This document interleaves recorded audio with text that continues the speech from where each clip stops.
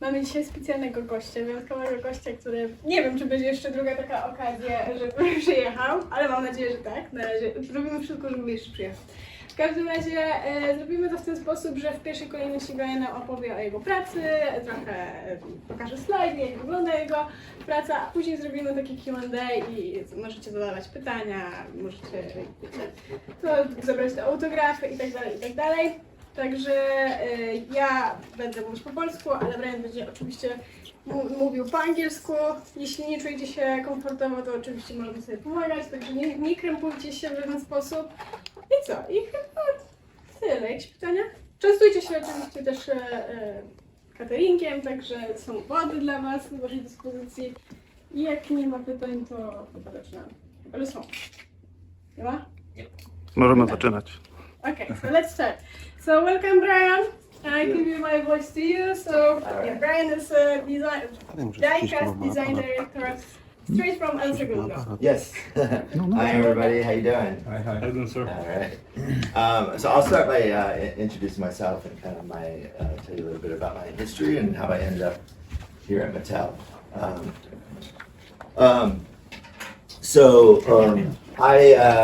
I've been at MATTEL for 20 years, and I always set out to be a car designer. So it goes way back to as early as I could pick up a pencil. I was drawing cars, and when I was 5 years old, I told my parents that I wanted to draw cars for a living and design cars.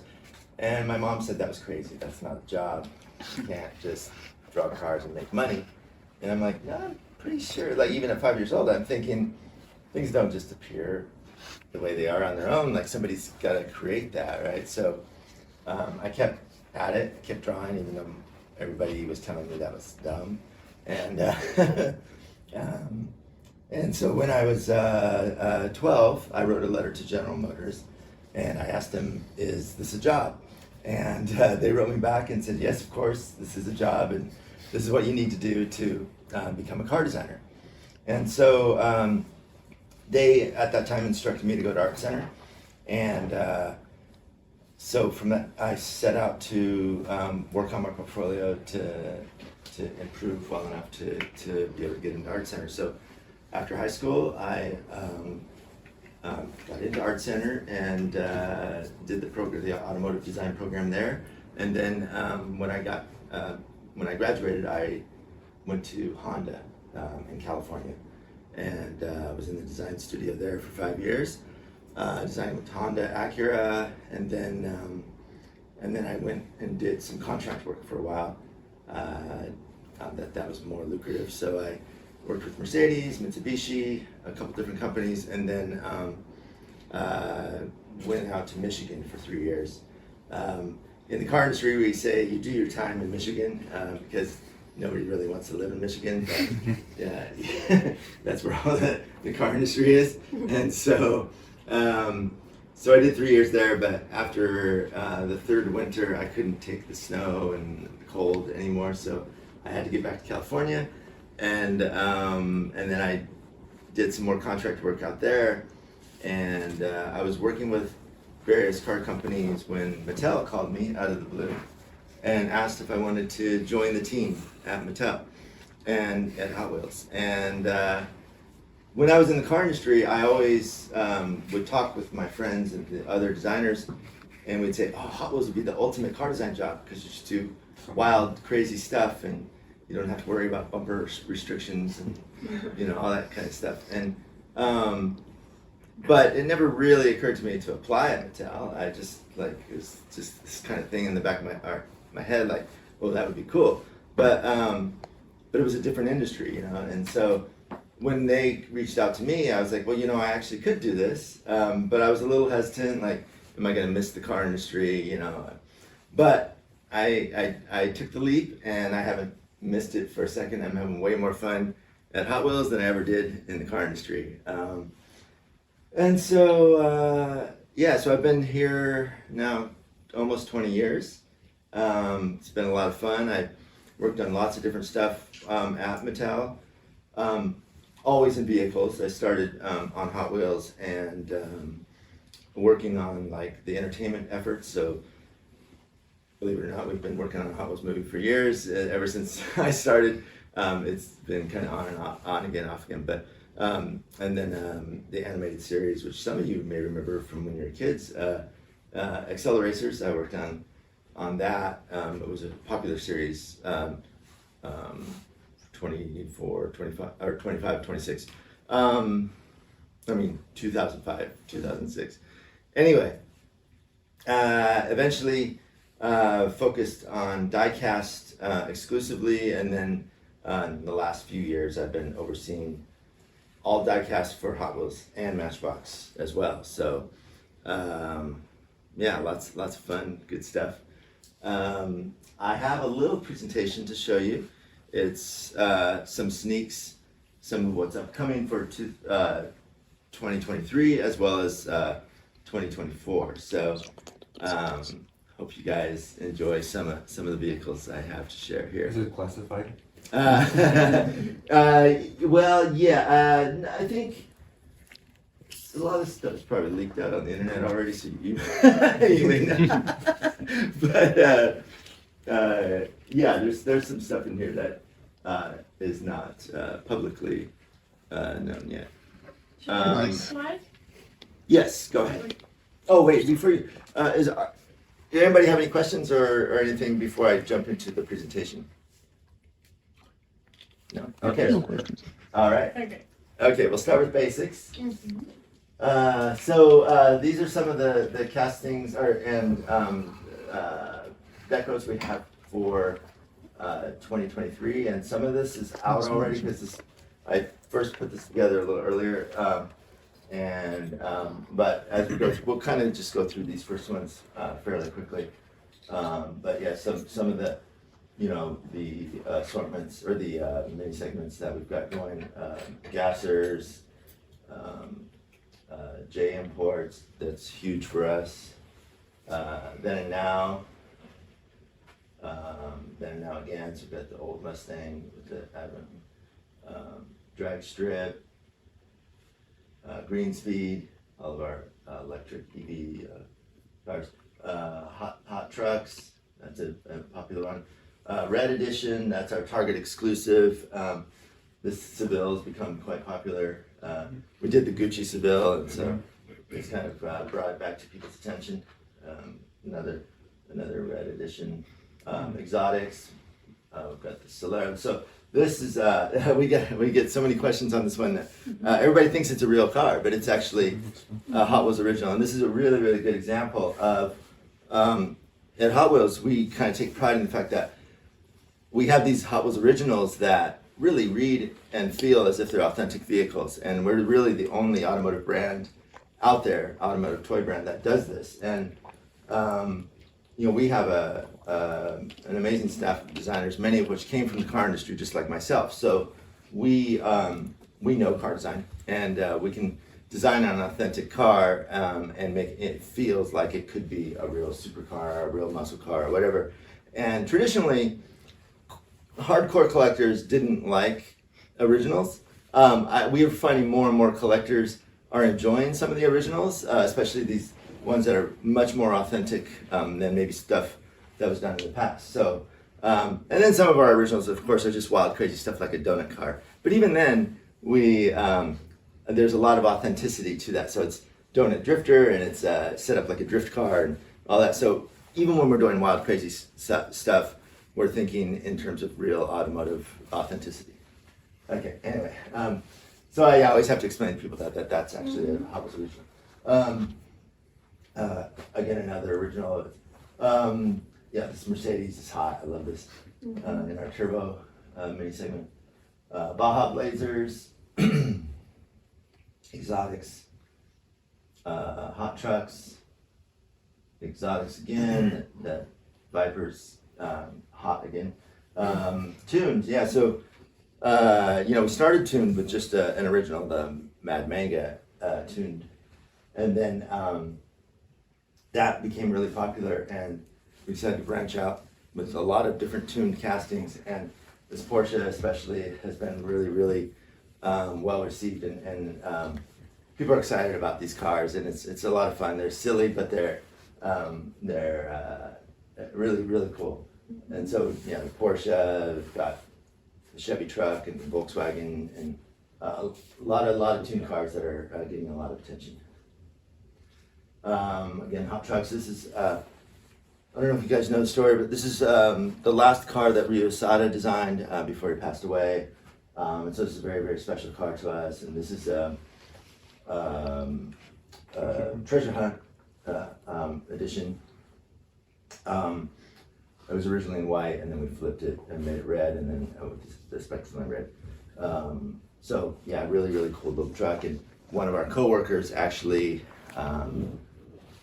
built up a truck, a little K truck, just like what Ryo designed, and has the graphics that Ryo put on and everything. So it's a cool little truck. Our slammed mini segment with this Volvo wagon is so cool. I don't know if you guys noticed the dog in the back. But there's a little sculpted dog in there. It's fun. Okay, so now we're going into 2024 basics. Here's some sneaks. So some of that I showed you might have seen already, and some of it's not out yet. Okay, Dream Garage. Okay, so we've got a new deco on Custom Auto in Dream Garage. We've got first response. It's our police cars and emergency vehicles and things like that. So we're doing an old school police Was car. that a treasure hunt? It had a logo on the side. Oh, was this one a treasure hunt? Yeah. I guess it is. Yeah, you're right. Sometimes I forget which ones we did as treasure hunts. Like we were just joking the other day. We were talking like collectors often know more than I do because once I've moved on and we've already designed it, I'm thinking about the next thing. So I always forget. All right, good catch there. A factory fresh. I love this casting Escort. All right, neon speeders. Got the Walmart exclusive neon speeders. The Civic. Viper. All right, and then themed automotive. All right, again Walmart. So we've got the off-road Defender. These will be available also in Poland next year. Oh yes. Where exactly? In At stores. Right. Right. So it will Not be just kept one of for a lot of retailers. Right, Yeah, right. Biedronka, I see. Dino. There's not enough. yeah. Walmart.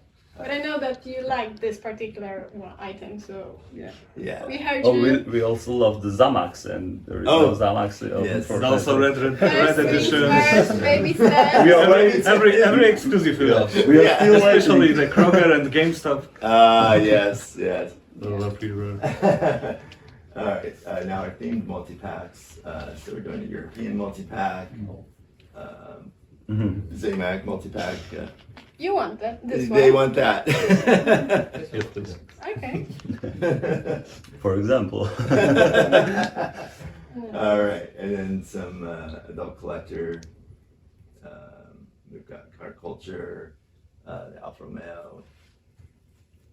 Yes, lots, Some European stuff. yes, yes, some good European stuff. I love this one too. Countach. And the packaging will be refreshed, right? Like the logo. Yes, yes. Good catch. Yeah, so the logos shown here are not what's final. These are early package. That's what's exactly. Which logo? The hottest premium logo Yeah, this will be it's changed. black and gold. Yeah, we're kind of rebranding Oh. that assortment. So. But we already have this package and it doesn't have these colors. I think. Yeah, but this is So the it's gonna be- 2024 next year. Next, yes, this is 24. This is the mix from this year, or No, It's for next year. No, this year. This year. already Spectacular. We already have this. Oh, okay. Oh, sorry. You're right. This year's stuff is like this, Yeah. and then for 24 Yes. it switches. Or the new one. Sorry again. I forget what's what. I'm on to 25. So. All right. Yeah, Like we're afraid we need another set of the same thing. Oh, and yeah, just yeah, a yeah, different yeah, logo. yeah. So Yeah, so yeah, these are 23. Yeah, so you've seen some of this. So yeah, let's move on to, If I'm There's moving anything too you want me to quickly, let me know. yeah. Okay. And then we got race day.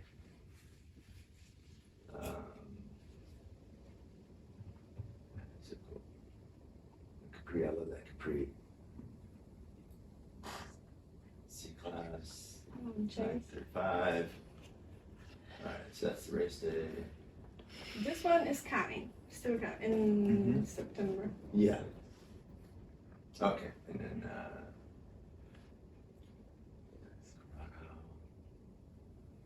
Altezza and white, Civic each, and then Miata and green. Chase vehicles, the Altezza. Transport.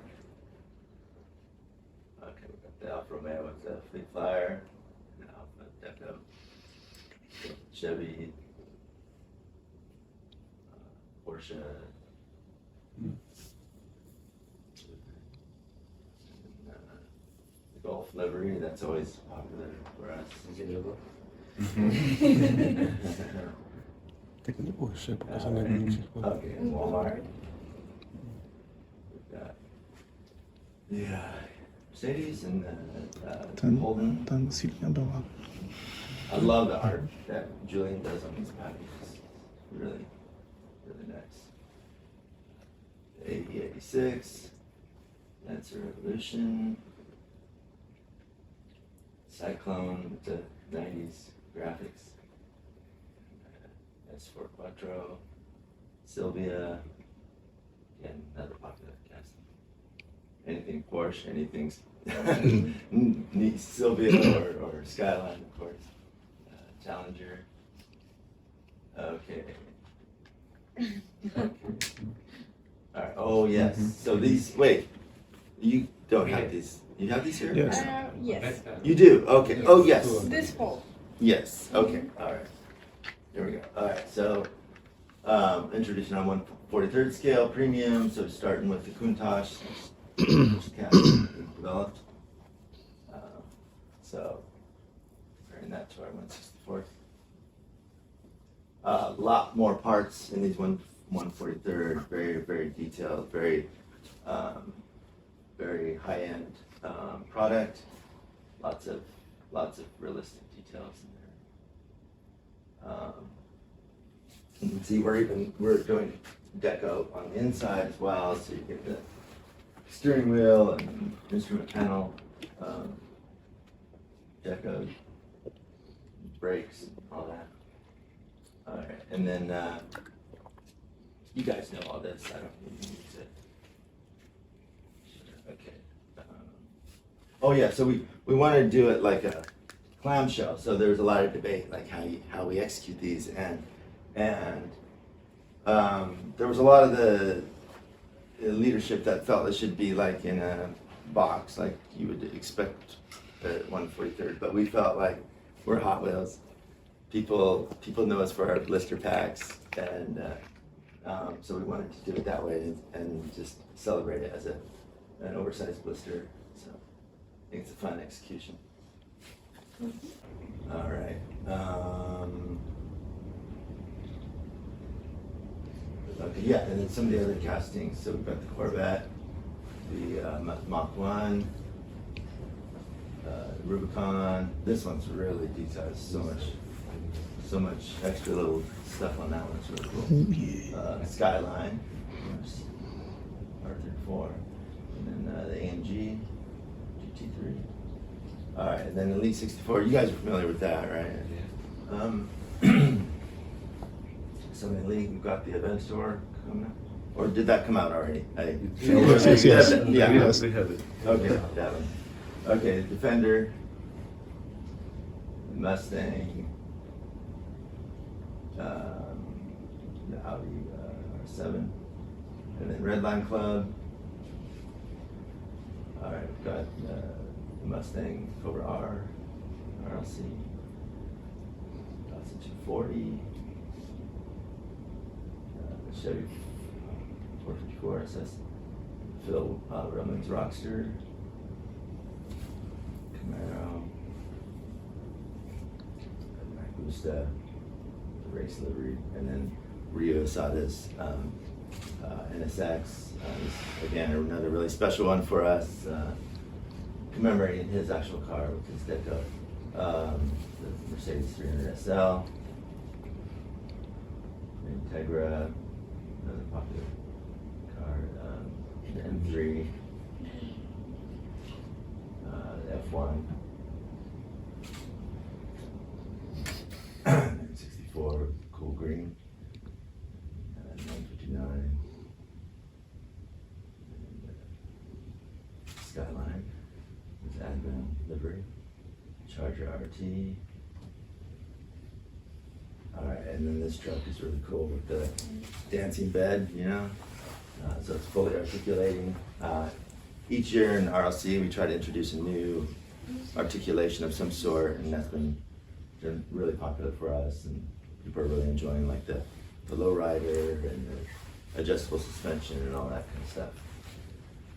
And then, all right, the AMG G63. We have the Pagani coming up, and the Lincoln Continental convertible coming up. So I just saw the first shots of this right before I got on the plane, so it's coming together nicely. All right. Okay, was that it? I thought I had more sneaks. No? I think I guess that's it. it was hidden, you know? Oh, maybe, okay, sorry, I thought I had more 24 stuff to show, but, there are some slides just Okay. hidden if you want All to right. on high. But I think those are, you need to check because I don't. Yeah. Ah, you can see this. Okay. yeah, we can see, yeah. Yeah, so let me go.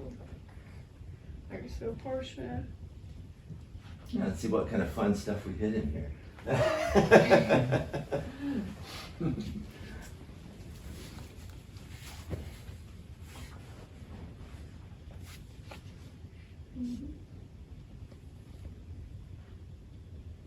Anyway, any questions or thoughts or Yeah. comments, things you want? So Zaymac, I'm hearing that. Yeah, no question on the presentation? You done? Okay. So Cool. let's move to the Q&A maybe. All right. Cool. Cool. Yeah, so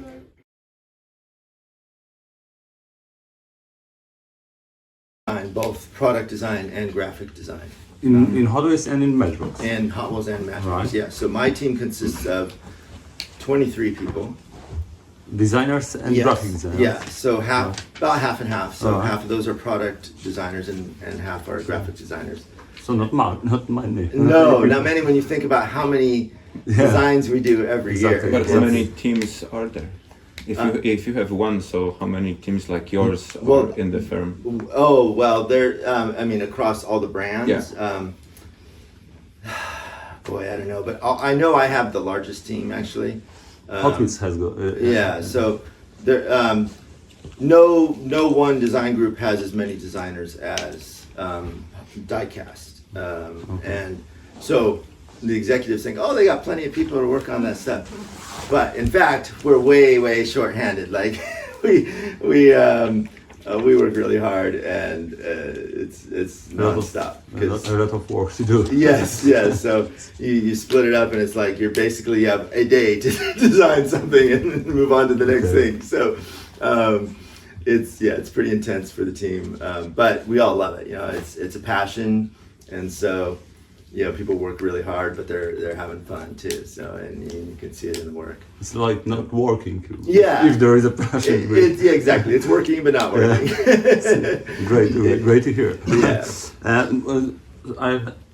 For example, I were also always curious, who designed, for example, that all sets and tracks I mean, tracks, that plastic orange waves. Oh, the you know, tracks. The tracks and that all sets with the Yes, garage. so garage. that's a separate group, and Alright. you know, of course, in 1968 when Hot Wheels started, we started with track, with just the downhill like clip on the door thing. Yeah. And so Hot Wheels was always intended to work on track and always meant for performance, and that's been something that's core to the brand, or, you know, from the very beginning. It used to be pretty much the same team. It was, you know, back in the day, it was just like, you know, well, originally Harry Bradley and then Larry Wood, and for years and years and years, it was just Larry Wood designing everything by himself, you know, and then From scratch. yeah, and then you know, I think the team really blew up in. I'm trying to think. Yeah, because even through the '80s and even much of the '90s, it was just Larry. In the late '90s, it blew up when the collector craze started. So, and collecting really became a thing, a huge thing in the '90s, and it really, I think, has a lot to do with the internet. Right, once the internet was available, and then people could now hunt for stuff and find things, and you're like, yeah, all the nostalgia about, oh, I remember that when I was a kid, and then people started, you know, kind of recapturing their youth, and then that's when then the team grew, because it's like now we started creating products, you know, to appeal to collectors, and the collector business started around that time. So. But it had been very small, even through, you know, so I started in 2004 or 3, and then it grew, it's grown quite a bit since I started. So the team's significantly larger.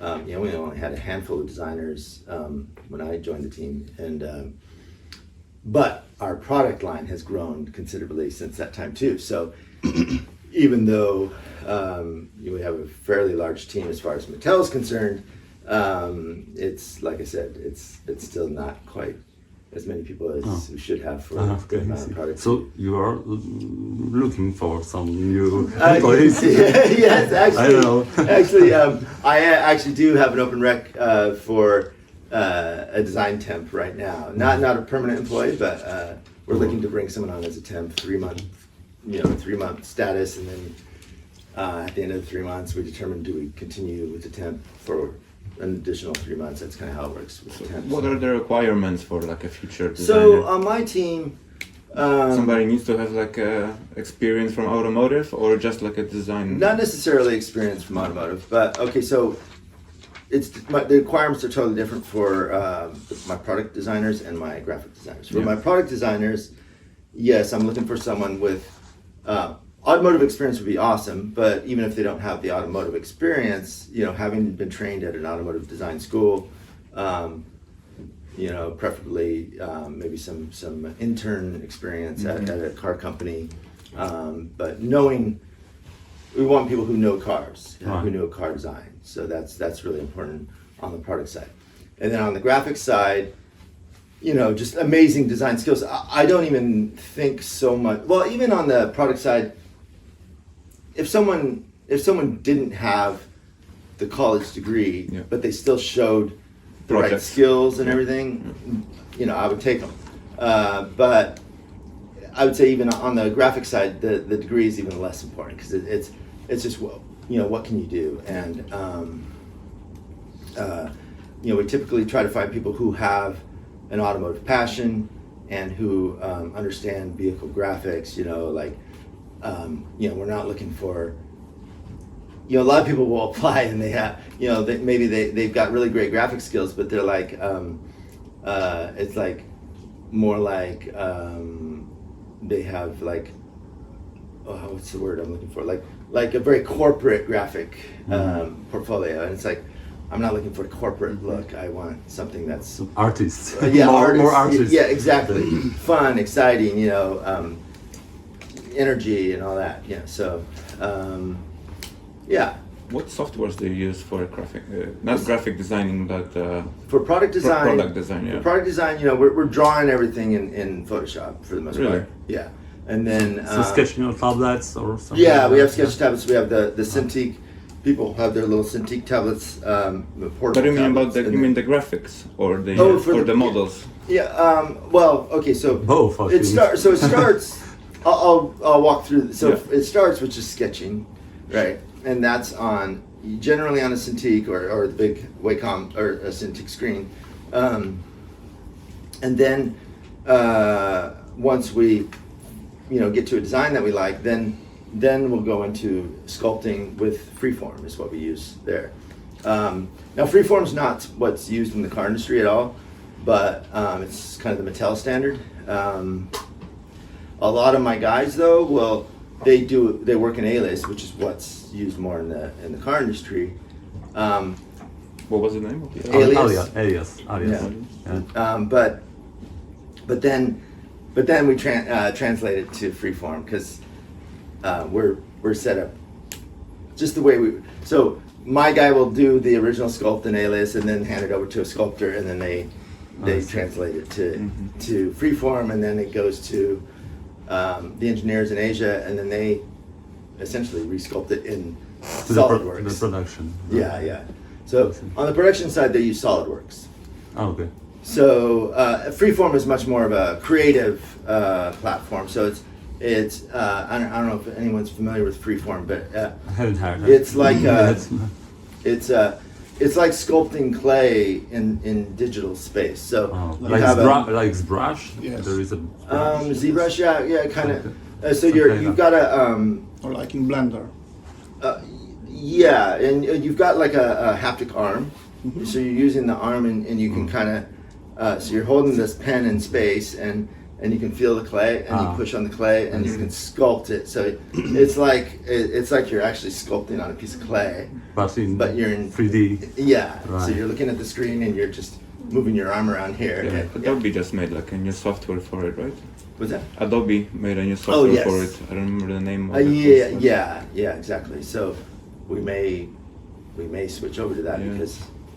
But you we said have like to you have agree with also them. the engineers in Asia. Yes. So you make like a car to look good. That's your probably most objective, and they're gonna probably come back to you with some troubleshoot from the production line, because sometimes when you see a diecast, you see those lines where there are molds collecting. Yes. So probably you need to be also aware of the challenges that Yes. they face on the assembly side. Yes, very much so. So and our designers see everything through from the very first sketch all the way to production. So and that was something that was kind of maybe a bit of a shock to me when I came from the car industry, because in the car industry, it depends on what stage you work on in the car industry, but generally speaking, you're not dealing a whole lot with the engineers or like you design something and then you hand it off and then they do it, and Not your problem. yeah, it's not my problem. And then come to Mattel, it's like, oh no, you're responsible for every single step along the way, and it's a whole different thing, and so the designer is the one who determines, okay, I want it parted out this way, I want these materials used, I want these this shore hardness of plastic for this part, and so it's a lot of a lot more engineering thought that the designer has to use here, in Hollows and Matchbox than like I said in the car industry. And so when that like the first shot comes back, well, even before that, so take a step back. When we first hand it over to Asia, they'll pretty quickly develop the model, part it out. So what we hand over to them is just a solid model. Our sculptor in El Segundo creates a solid 3D model of the car, and then we put it together like a turnover sheet or turnover package, and in that is a sheet that lays out how it gets parted out and everything, and we show where we want the brakes to be, and then they take that model. What do you mean brakes? Like part brakes. Sorry. Part brakes, yeah. So we want, say when we have to think about okay, how do we more creatively get as much sort of free deco as possible. So okay, you put a shut off in the body part, and then you have the interior showing through, so you get the chrome grille or whatever, that kind of thing. And so once we turn it over, then very quickly we receive a parted out model from our engineer in Asia, and that's all in Malaysia.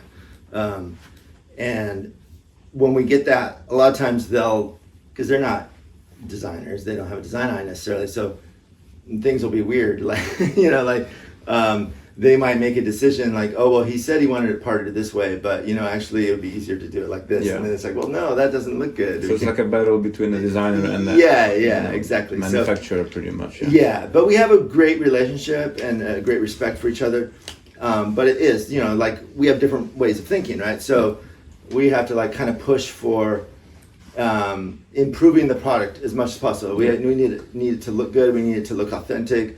Sometimes, they'll want to err on the side of thicker pillars and things like that for strength, and we'll have to like fight to like, well, let's thin that down. Remember, this car, it should have really thin pillars. It should, maybe like, if it's got opening doors, they might kind of err on the side of bigger gaps because, oh, well, it's easier, it works better. But we're like, no, it's got to be tighter because it's got to look good, So it's a constant battle, like with that, and just making sure the product is as good as possible. So we have very, very high standards for all that, and the team is all really good about catching those things and making sure that we're adjusting for that. And then you talked about like the what we call witness lines, where the tool comes together, and that's frustrating too because sometimes we'll have a solution for that. We're like, well, no, you could actually easily do it this way, but then they want to do it a different way because in their mind it's just easier. So from how many different panels the whole diecast can be made sometimes? So because it like combined into one shape pretty much. Yes. Yeah, so it's just a two-part mold for. So it's the cars themselves. The basic cars are 4-part cars always, and then or less, but really never more than 4 now. And then premium can be 5 or 6 parts maybe, and then elite's even more than that. But each, like the body part is made from a 2-part cavity, and then some of them may have slides on the side to account for like sculpted detail on the side. So, but we try to be creative to avoid slides as much as possible, and there's ways you can get around it by the way you angle the part in the mold. So if it's tipped, maybe you can get that back detail without having to put a slide on the back, things like that. So we're always thinking, and that's again, designers have to think about that stuff. Yeah. Even when we're sketching the car, we're thinking, okay, how is this going to be manufactured? Yeah.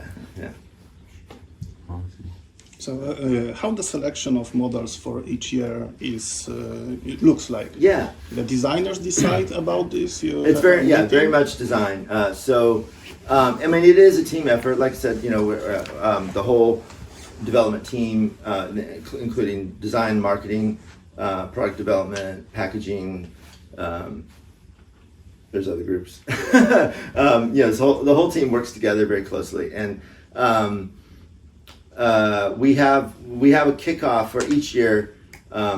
We have what we call the BDO process, and that's brand development outline, and that sort of establishes like where we want to go for the next year, and we're always like a year and a half out. So like I'm already well into 2025 right now, right? So, but in that early process, we're thinking, okay, we're thinking about trends. We're thinking about maybe what's missing in the line. Is there anything that we haven't hit on that we should have? We think about like what's hot for kids. Where should we be? What's hot for collectors? And then from there we decide, okay, so these are the kinds of themes and stuff we're going to explore for this year, and that all gets kind of captured in the BDO, the brand directional outline, and then we set out to do our ICR process, which is like our initial concept review. And at that point, when we present ICR to our top leadership, we have to kind of have all of our vehicle selections laid out for them, because we want to show like we've thought about how this line is going to come together and what we're gonna introduce these new segments, and these are the kind of cars that are gonna be in this segment. We're gonna introduce these new themes, and these are the kind of cars that are gonna be in those themes. And so to get to that, it starts with design, just like basically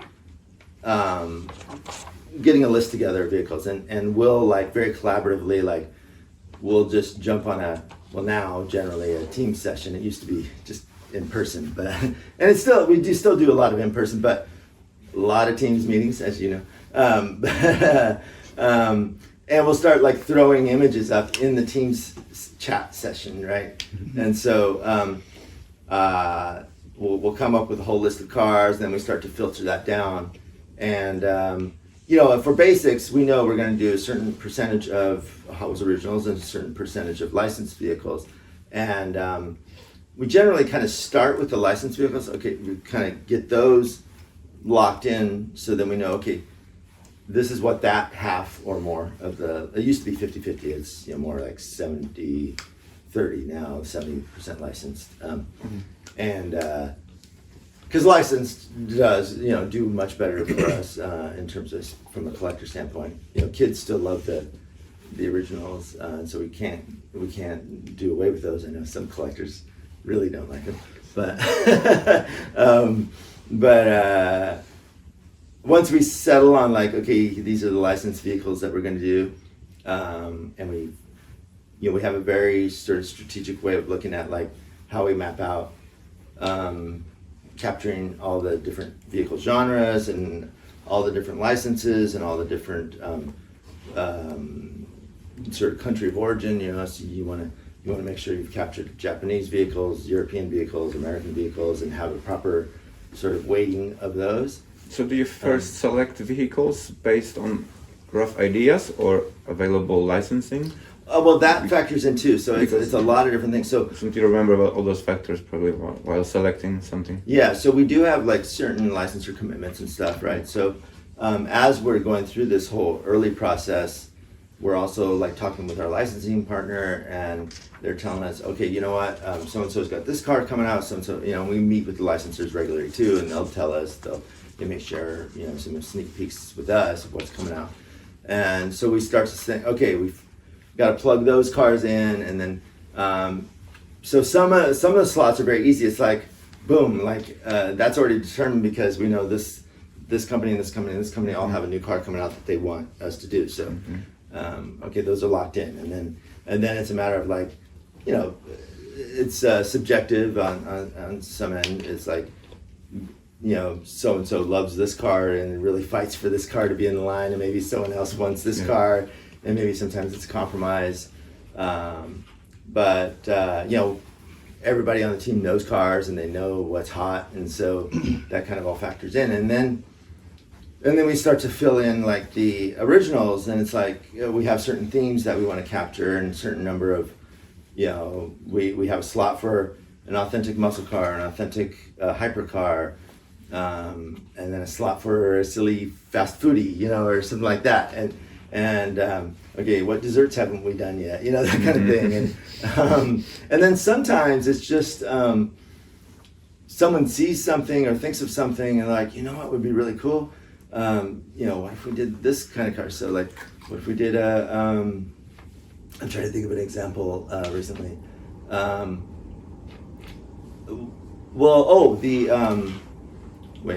The mustache comb. Have you guys seen this? Yeah. Okay, yeah.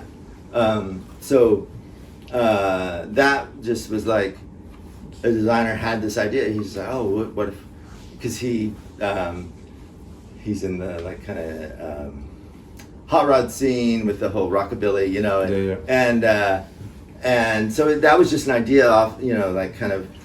It wasn't like a thing that was planned or slotted in or whatever. It's just like, okay, that's a great idea. Where do we put that? That kind of thing. So. Ideas can come from anywhere, really.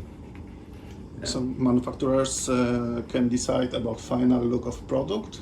For example, Porsche tells that this model want them to looks like in this color and this type of wheels.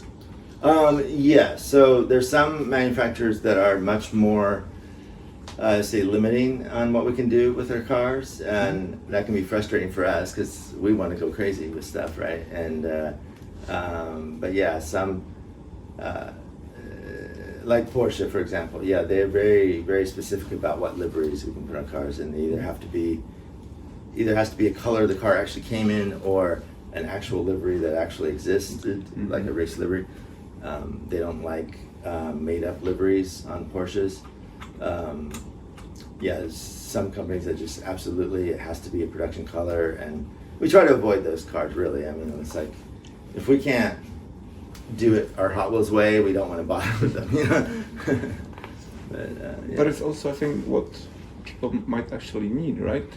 Yeah, well, I mean, with Porsche, for sure, we don't avoid that because Porsche is what everybody wants and we want to work with. But there's some companies where it's like, if it's not a really culturally meaningful car and there's going to be that, you know, limiting, then it's not worth doing. Is there a big difference between designing basic model and premium model? Well, I mean, the process is the same, but yeah, it's a lot more. Well, first of all, basics can be more challenging in that you're limited cost-wise. So you're limited to 4 parts. You're limited to plastic wheels, and everything has to fall into the drop-in assembly system. So. In a way, you have to be more creative when working on a basic to make it all fit within cost and still look like an impressive product.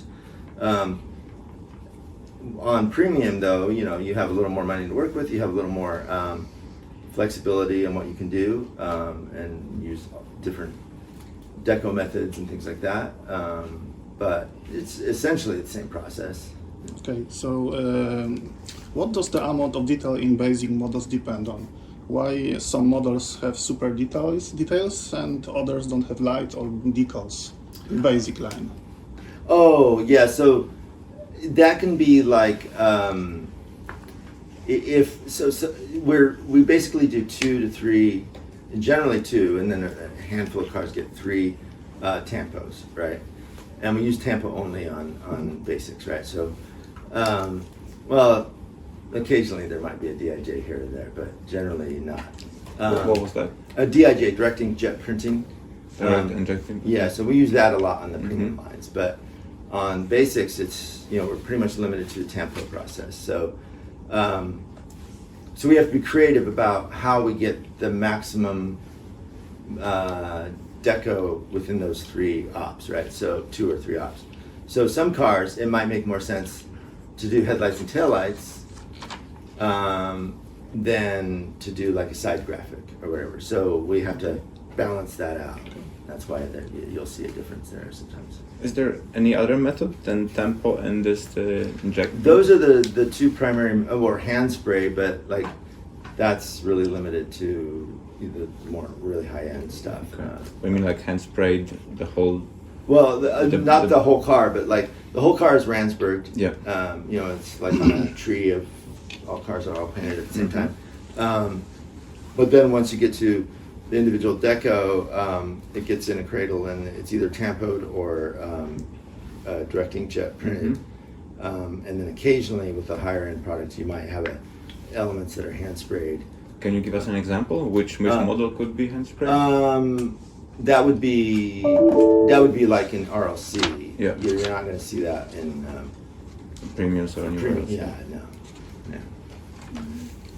So how long does it take to design a Hot Wheels model from first drawings to a final product? So I'm always told I have 18 months, but I've never once had 18 months to. Okay.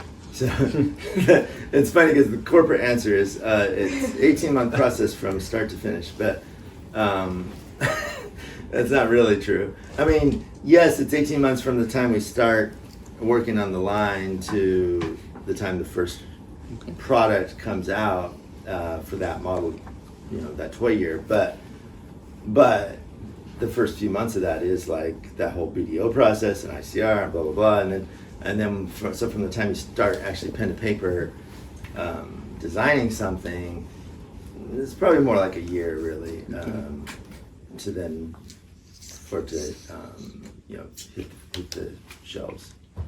Okay. This is a question from members of our group, and maybe the funny question now is, why were two card lengths created? Is it, I mean, a long card and short card? Oh, that's the Does question it the have other day. the regulations of economical? Well, no, it's more. So in America, it's like price value perception. A short card would never fly. No one would accept it. But So America wants bigger yes. packaging. Yes. You've got more space. Yes, cowboys and lots of open land. And Wider streets. Exactly. Yeah. Streets are higher. Streets are wider. yeah, Everything's crazy wider. Americans. And then in Europe, shops are a lot tighter and smaller, and That's so true. So you don't have the huge box stores like we have in America. Okay. So it was important, just like out of necessity, the short card was born out of that. Okay. So maybe more personal to your question. What is your dream car in real life with no value limits? Yes. Oh man, there's so many good ones. I've always been a huge Bugatti fan. I love classic Bugattis and all like French classics of the 30s. Like that's my whole thing. But like for like modern hypercars, a Bugatti Chiron or something like that. Like Okay. yeah. And Nice choice. Yeah. For example, what do you drive for? This is what, Daily, or what Yeah. cars do you have? this is what I drive. So this is your only one, or? No, well, so I don't have a car collection because Okay. some of the guys on the team do. I don't know how they can afford that because I can barely afford just keeping up one car. But Inflation. yeah, exactly. No roof I line. guess you make a choice. Like you either buy a house or you just buy cars. course, yeah. But I decided to buy a house, so I don't have. You have a big family, maybe they Oh yeah, that's the other thing. True. Yeah, I have 5 kids, so Oh. I'm crazy. Great. But so I have my daily driver, which is the Yukon GMC Yukon XL Denali, like giant SUV. Right. American, For kids. big American. yeah. But then my fun car is a '72 Corvette Stingray convertible. So this was introduced in the line. Was it earlier this year or last year? I can't remember. this year. Yeah, this year. I have no concept of time. But yeah, I don't know if you know the fun little feature on this. The flashing. The You- flashlight. yeah, yeah. So was that your idea from Yes. the beginning? Yeah. Yes. So, About flashlights. oh yes. Oh, did you take it apart? Yeah, he found it actually. Yeah. Yeah. Why some of models have 3D models? Yes. Something like history? Yes, yeah, we like to put Easter eggs in, and yeah, so a lot of times the guys will put an engine inside on the interior part. No one's ever going to see it, right? But Customers. Yeah. I mean, the it guys. customizes, Customers, yes, yeah. yeah. So yeah, we like to do fun stuff like that, just to have things for people to find. And so this car has a couple Easter eggs. It has, you found the signature, that's cool. So I signed the back of the interior piece, which technically I'm not allowed to do. So don't, yeah, because actually it's funny because the one guy got in trouble because he was putting like his initials in a stylized like logo format on the inside of each of his cars. Sorry, he was doing it on the chassis, and that's why he got in trouble because it was like readily obvious. But So you need to be smart. yeah, so I put it on the inside. So I figured, man, nobody can bother me about that, right? But you're not supposed to put your signature on the car. But Hey, it's your car. Come on. yeah, I'm like, this is my personal car. I can sign it. So so that's one Easter egg, and then the light is an Easter egg, and so the executives wanted to feature that. They wanted to put it on package, a little burst. Say, oh, the headlights. What? I'm like, no. That's not why. I wanted people to find it, right? I don't want it to be advertised. That's no fun, right? So, so I forced them to take off the At first on the packaging designer put that little burst on there, and I had them take it off because I want people to find the fun little details. It's a funny story about how that came about. So when we did this casting, I decided I wanted to put the headlights up because one, I thought that would be a fun, unique thing to do that we've never done. We've done a lot of C3 vets and stuff over the years, but we've never done like nice proper C3 convertible. But I thought, well, it'd be fun to do the lights up, just to be different. But also, it's kind of an inside joke because I don't know if you guys are familiar with these vets, but they're notorious for the vacuum system failing and the headlights get stuck in the up position. And so my vacuum system failed and the headlights are stuck in the up position. And so every time I drive to work, I pull in the parking lot and the guy's like, oh, your headlights are still up. and I'm like, yeah, whatever, I'll fix it. But it doesn't really bother me, so I just haven't gotten around to fixing it. And so I thought it'd be really funny just for the guys if I did it with the lights up. And then since I was doing that, I'm like, oh, I wonder if I could get those headlights to shine. So I created the little light pipe in there. And then again, like, I actually had to engineer like how that's going to work. And when the engineer in Asia first parted it out, they didn't put any thought into making the light shine that way, right? And so the first sample didn't work at all. And so I'm like, no, it's got to you got to chisel the inside of that so that it forces the light that way. And so I got it to work. It still glows a little bit out the windshield, but there's no way to avoid that completely. It's just the way the car's parted out. But yeah, so I had to figure that out on my own. The third Easter egg on this one is behind the seats. Did you notice what's behind the seats? There's a boombox, and the boombox is actually a very specific boombox. It's a bump box, which was given to me by my friend Trey the Truth, rapper Trey the Truth, who produces these bump boxes that are sort of a Bluetooth connected To też w środku macie jak boombox. rozwierciki. No, inside the W bagażniku tego. Yeah, so because the radio doesn't work in my car, so I actually use the boombox as my sound system in the car, and it's actually a really, really good sound system.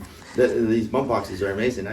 I feel like I'm doing an advertisement for bump box, but they are really good. Available at Walmart's near you. But anyway, so it's an actual bump box in the behind the seats.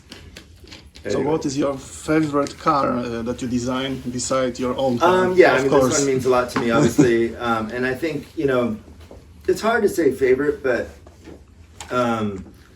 I'd be more fun with designing. Yeah, so I've become known for the Darth Vader car, right? I mean, that's the car that I did that most fans will come to see and have me sign the package or whatever. We made a big splash at Comic-Con in 2014 and introduced the fact that we had partnered with Lucasfilm for the first time. And so in order to tell the public that we were partnering with Lucasfilm, we built this full-size car. And so when I designed the Darth Vader character car, I not only designed the toy, but I was simultaneously designing the full-size car and building that. So worked very closely on that. It was a very, very grueling process. It was like two jobs in one because, 9 to 5, I was doing my regular design work, and then in the evenings I'd go to the shop where they were building the car and work till late at the night, in the middle of the night, working on the build. And so that one's very meaningful to me, I guess. Okay, so now is the question that many people ask. The Ferrari. So in 2014, Burago owned the license for the Ferrari. And is it possible to make a big return to Hot Wheels in the future? Everybody wants to know about Ferrari.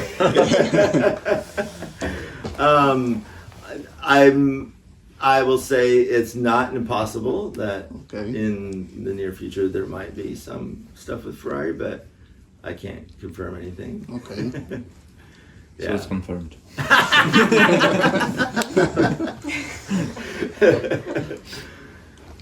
I didn't confirm.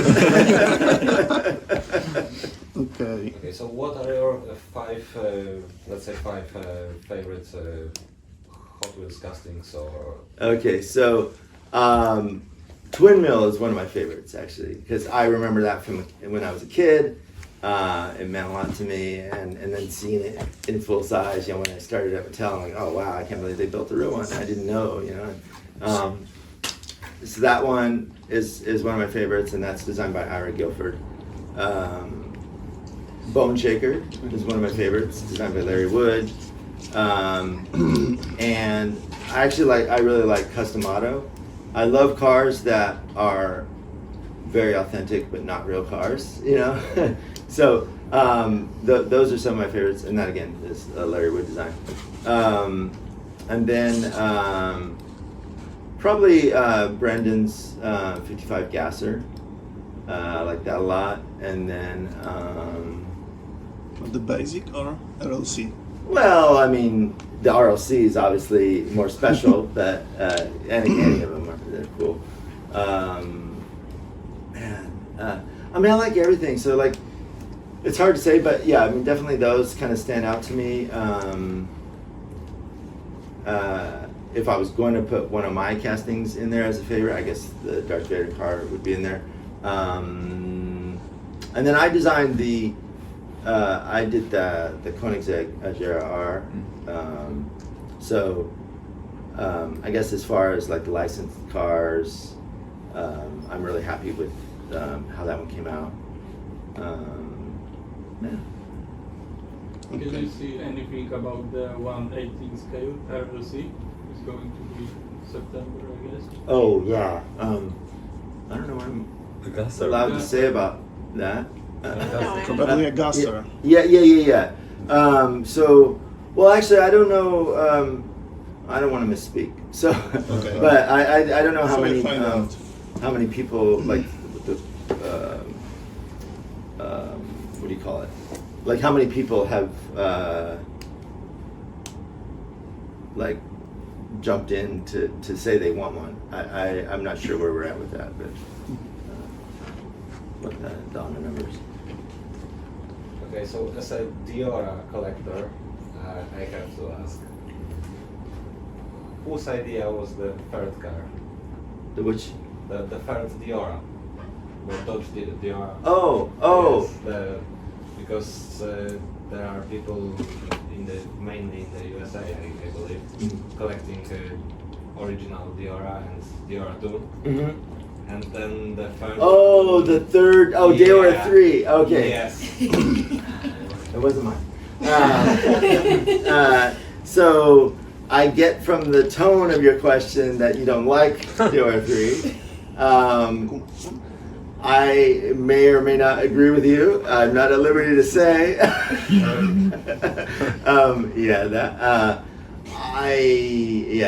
I wish that could have been much better. Yeah, it was actually a Ryu design. Ryu was an amazing designer.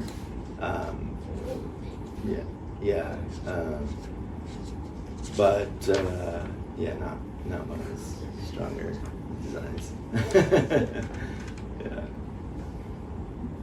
So I have the question about amount of Super Treasure hunts for each model. Do you know how many pieces are produced for each model? Oh man, I should know this, but I'm so bad with numbers, as you probably noticed. I am. I can't remember how I many we read do. something about 80,000 for each model, maybe. Yeah, but- that's probably right. Okay. Yeah. Who knows? Yeah. We'll keep it a mystery. That's the point. And actually, now that I think about it, I'm not. They don't want me telling about specific manufacturing numbers, so Okay. it's good that I can't remember. Is there a chance to see a Polish accent in Hot Wheels models? For Oh. example, Fiat Yeah. 160. Well, interestingly, So we actually had in the works. We were thinking about some sort of not just Polish but Eastern Bloc cars. Communists. But Communist series. but since we had designed some things, and some of those happened to be Russian castings, and since a certain political event happened, we scrapped that idea. But that's so. That's a space you have to speak Polish models. Yes, we'll have to replace some of those ladas or wadas, I guess, as you guys say. We say lada. No. You say wada. Łada. Lada. Yeah. Tom Hanks own Polish Fiat Maluch. Ah, yes. So he get a gift from Polish people, and he have Fiat 160p. Oh, cool. The green one or brown? Orange? White. White. Oh, yeah. Yeah. Maybe it's an Yeah. idea. Well, Maybe you know I was Tom very. Hanks. Huh? Maybe you know Tom Hanks. You know, Oh, yeah, a lot of people yes. know. Oh, I have a Tom Actor. Hanks story. I do. That's so funny. Which it was crazy because I completely forgot. Like, so, I'm good friends with Jay Leno, and I don't know, like 30 years ago, when I first met my wife, actually, I had done a painting. If you go back, now I'm telling too much of a story, but it's complicated. A friend introduced me to Jay Leno. Jay took me to his garage, showed me his collection. It was really cool. To thank him for that, I did a painting of one of his cars. To thank me for the painting, he gave me four VIP tickets to his show. So I had just met my wife, and so like one of our first dates was going to Jay Leno's VIP backstage. We're in the green room hanging out with Tom Hanks and the Smithereens, and and Tom Hanks was wonderful, nice guy, very approachable. Wasn't like standoffish at all. So I yeah. just throw a name and you just casually know all of the people, right? Pretty much, yeah. But so that's funny. You should say that. That's cool. In that case, how cool would it be that Tom Hanks's Fiat as Yeah. an RLC? That is. Straight to the point. I love it. And then the Polish convention. Yeah. Well, I was inspired yesterday because I was taken around. Well, first of all, we drove around the city in a Polski Fiat and taxi, which was fun. And then I went to a couple of collections of cars, and one of them was all Polish, basically all Polish cars, and all these cars, most of which I'm familiar with, because unlike most Americans, I know all these random car brands from around the world that we don't get. But there are a few of them surprised me I didn't know about. So I wasn't really familiar with Serena, the mermaid. I should have known that, but so that was really cool to see. Have you seen or have you heard about that concept, Serena Sport? Which The new version. Yeah, Polish. we did Polish, one prototype only existed, Yes, and but we- they rebuilt it. But there is a very interesting car, really. Oh, I have to, interesting. Serena Sport. It's I'll have called. to check it out. Very small, but like a Miata. Yeah. With the roof. Oh, cool. Yeah, Roadster. Yeah, I'll have to check it out. Cool. Yeah. So there's some fun cars. So yeah, I would love to. I'd love to revisit that idea, and I've been saying for years I think we should do more specific to different world markets. And we've done a little bit of that. And like the introduction of that. What's it called? It's an original, but the Filipino jeepney bus thing that we did. Road Mill? No. what's it called? Road something. Road Bandit? Road Maybe. Bandit, I think is Road the name of Bandit. it. Anyway, so we did that. We did the Hong Kong taxi, you know, done different castings like that to try to represent different, markets around the world. But I've always said I think we could do more with that, and I think it'd be fun to do more licensed stuff with that. It is sometimes it can be a bit challenging with some of those licenses, especially like defunct brands, and like figuring out who owns it and getting a license agreement and all that. So that's in some of the cases that where we've tried to pursue that, it's kind of fallen flat because we were never able to get a license agreement going. But yeah, but I'm definitely with you guys. I would love the idea of doing something there. So I think we'll probably see something. Okay. If I have my way. Yeah. So Kuba mentioned it already. We have a very strong motorsport community and Hot Wheels too. Is there any chance that official Polish Hot Wheels convention will be organized in Poland, or maybe not Polish convention but European one? Yeah. Here in Poland? Yeah, I mean, I don't think that's out of the question. I think we would love to get more events going, and whether we actually put on the event or work with a partner that does, I think there's a lot of sort of, I think, movement to do more around that. Yeah. So what you said, the partner, what would be needed in order to make such an event? Yeah, I mean, so like the U.S. convention is not put on by Mattel, right? We work with the Milhollands who organize those events, both the regular Hot Wheels convention in LA and then the Nationals convention that moves around year to year. Those are not Mattel events, but we heavily support them, with product and design support and marketing support and all that. The convention in Mexico is put on by Mattel, right? So it's different in different areas, but and like we partner with, I can't remember the name of the organizers in Japan, the big convention in Japan. So I would say most likely it would be something like that if we were to do something in Europe, but who knows? We might. I mean, the way the Mexico convention is done and done by Mattel is so well done. It's in my mind the benchmark for Mexico is the only one arranged by Mattel. Yeah, I believe so.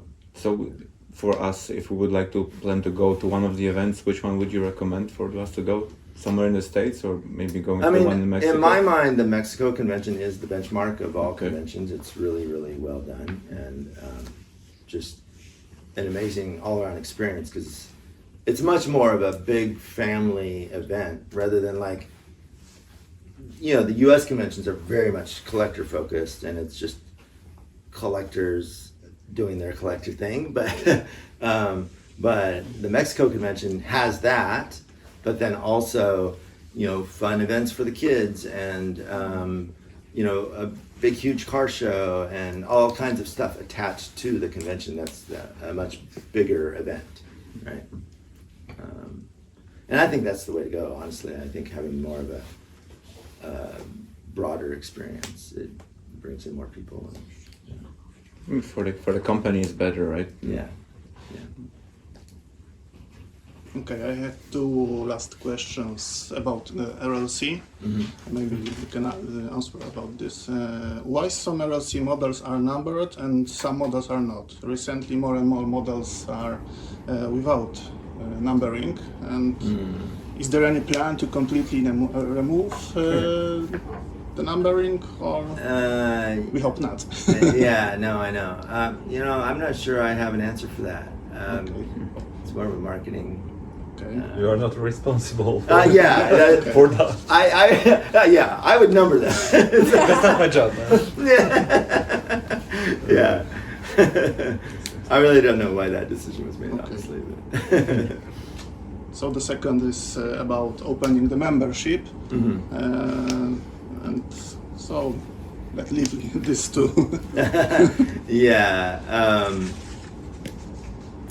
I think, I mean, the membership has grown so much as it is, so I think they're trying to keep it from getting too out of hand, like, because we can't even, we can't keep up with the demand that we have right now, with as many members as we have, so, yeah, I'm not sure where we'll go from there, but. Okay. I got a question. Do you have any bucket list with things that you want to do with Hot Wheels or Matchbox or this whole industry?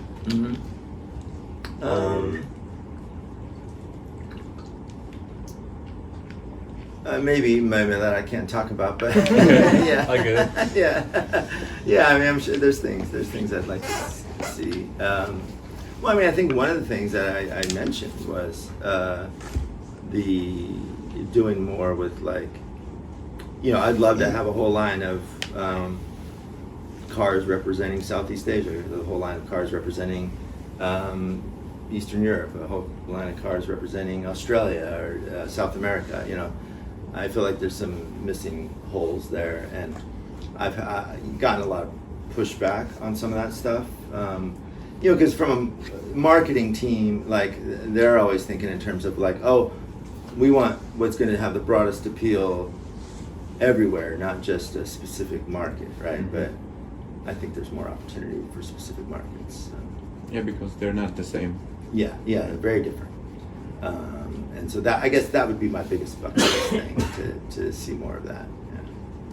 Is there any F1 cars coming? Because the licensing has been gone for a while. Yeah. I don't think there's anything No comment. No comment. Yeah. Yeah. No, yeah. I mean, I know we've done a lot of the racing series in the past. I don't know. I've got another about a specific product. Another question, because you released, I don't know what it was, 2 or 3 years ago, that the for collectors, of course, the real riders wheels, right? Oh, yeah. That's a great idea, Yeah. really, for customers. But have you ever thought about to give us more easier way to change it? So I mean, Yeah, there was in the past there was some models with the screw, Yes. and there was plug and play, only one tool, and that's it. So what about it? Yeah, that's a good question. We have tried that. We've I can imagine that it's more expensive to develop the screw, not the. Yeah, it is. So something transport liveries with screws. Yeah. I think. I think it's not out of the question. It's something we've talked about and looked at. So who knows? Right. Maybe someday. Sounds. Maybe someday. Optimistic. Yeah. Thank you. Yeah. Any other questions? About convention in Mexico. Yeah. Can you tell us what car will be in 2024? Oh, No comment. For example, it will be European, American. Oh man, I can't even remember. You gotta remember, I've got like 2,000 cars I'm thinking about all at once, so I can't remember what's what. I'd have to get back to you on that. I don't remember what we're doing for the Mexico convention. So during a year, how many cars do you create, and how many of them are being produced in general? Because every product you design, every product is made? Do you waste time on products which are not delivered later on? Well, not generally speaking. I mean, there may be situations where it's like we got so far on something and then the licensing contract didn't pan out, or something changed, and we're like, oh, we gotta drop that one. Maybe if the work was already done, maybe we'll try that for next year or whatever. But generally speaking, no, we only work on stuff that we know we're gonna do. Although, like with the originals, like maybe we might do a whole series of sketches on ideas, like just brainstorming. And so there, in that sense, there's like a lot of sketches of ideas that don't ever necessarily see the light of day, or maybe they will down the road. Sometimes we'll pull out an old sketch, we're like, oh, remember this one? That would be really cool. We never did put it in line that year, but maybe that still makes sense, you know, that kind of thing. But we try to be extremely efficient because we do have, you know, hundreds and hundreds of cars we're doing every year, and you know, literally between Hot Wheels and Matchbox, it's like 2,000 items across. So it's a lot of stuff. So yeah, you don't want to be wasting your time on something that you're not going to see through. And do you plan in future target exclusive for Europe? For example, Zamax World Edition with cooperation with the biggest shops in Europe. Like I'm not at liberty to say. I'm going to defer this question to you. We can create the demands, not a problem. Okay, then. Man, these guys have a lot of tough questions. Yes. Yeah, we came prepared. You did your Yeah. homework. Yeah, I should have been better prepared. We can meet again, don't worry. Yeah. So Zamax, what else? Target exclusive, GameStop exclusives, Oh, hold your Kroger horses. We will, exclusives, we will need Biedronka. All Walgreens, Walgreens exclusives, Polskis. Polski Fiat. Fiat, yes. You can make a Hot Wheels like a shape like a pierogi, you know? The most typical colors are That'll be our next fast foodie. Yeah. Hey, I'm gonna keep that, you know, as an I love idea. it. Yeah? I love it. I tried the pierogies the other day. They're very good.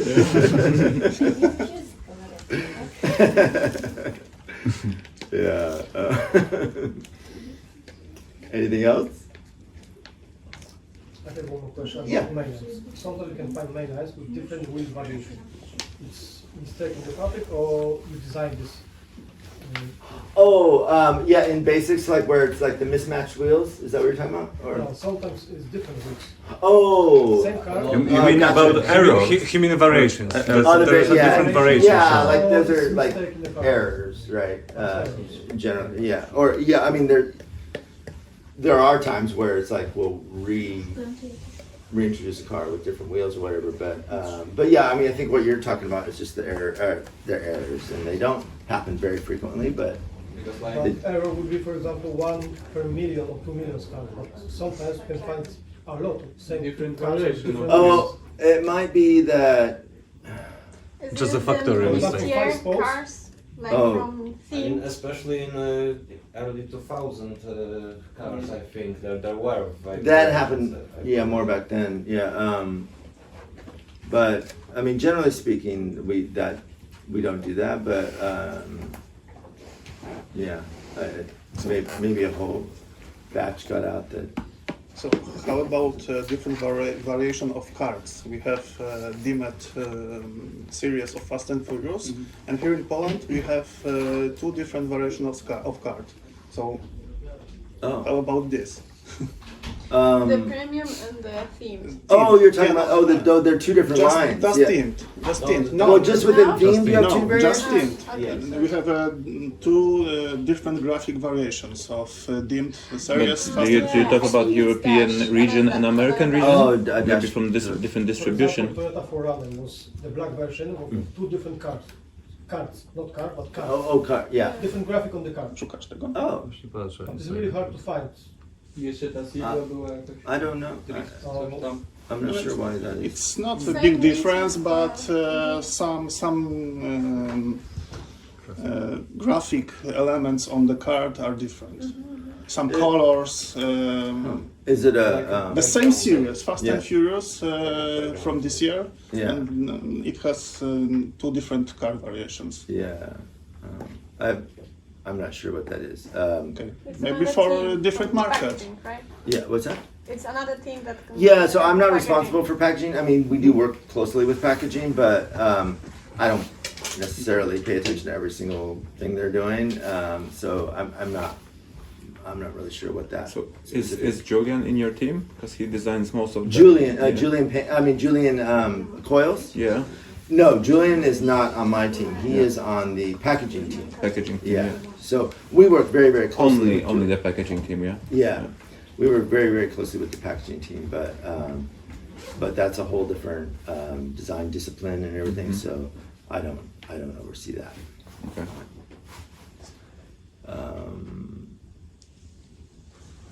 Yeah, I was trying to think of the word. Like sometimes, maybe there might be the first batch of something gets out, but there wasn't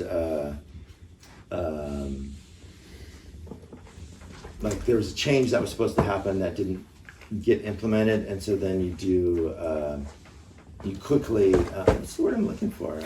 I don't know. You quickly do a refresh on it. So I was thinking maybe that was what you were talking about. So like maybe like the first run of the car, the wrong wheels were put on, and then we catch that. But it's like by the time you catch it, it's like, well, they're already on the boat. And so then the second wave of cars that are run, like get the wheels changed. So that maybe that's what you're Sometimes seeing. wheels like 5 spokes, 6 spokes, Yeah. 5 spokes in the front, and second car is changed, 5 on the back. Yeah, so that seems like what I just described maybe happened there. Yeah. But that's anything else? Can I have another tough question? Yeah. With the situation what's happening in the world and the potential threat in China of another conflict going on, aren't you afraid to keeping such a big production part on the other side of the world? No, I mean, yeah. Obviously, there's always a risk. Yeah, but I mean, we have great relationships. Because the production is only made in the Asia market, right? Yeah. Only the like RLC stuff is China. Everything else is Thailand and Malaysia, primarily Indonesia. But in those countries, I don't see any issues. We definitely have not only great relationships with the plants and our counterparts over there, but MATTEL corporately has great relationships with those countries. So only RLCs are at risk. I'm not going to say that, but yeah. But yeah, I mean, it's crazy time in the world, isn't it? Yeah, sure.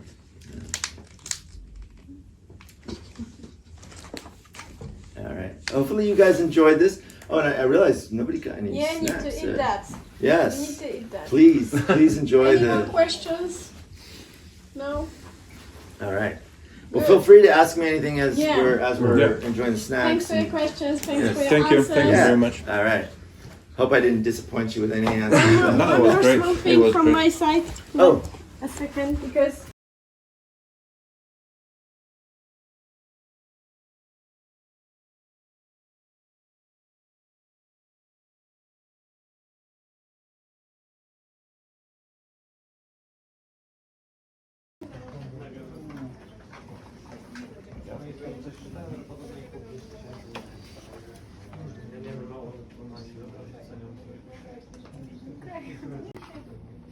It's hard with these short cards. There's not much room to sign on it. Thank you very much. All right, thanks. And there's your pen. Yep. All right, buddy. All right. So I have something different. Nice. All right. Anybody has a Vader card? Not on me, no. Am I going? Yeah, that was a fun one to work on.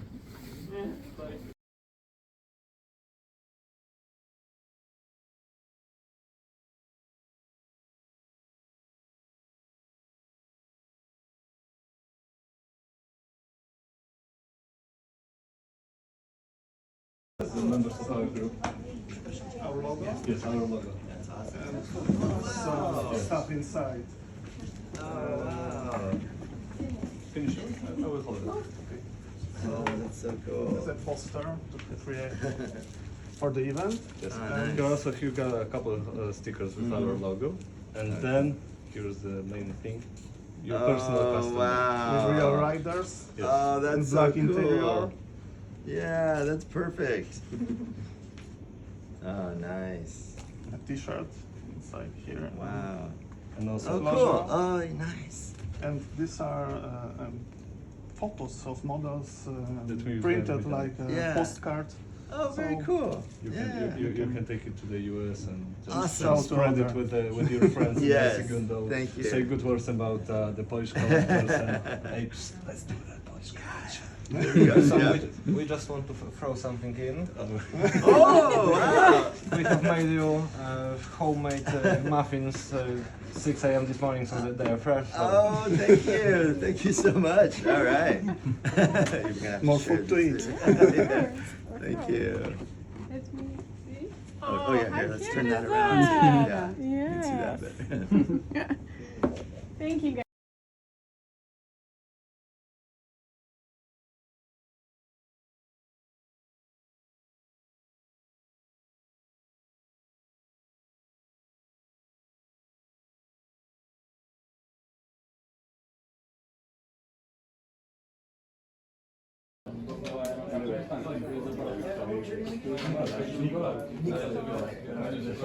Really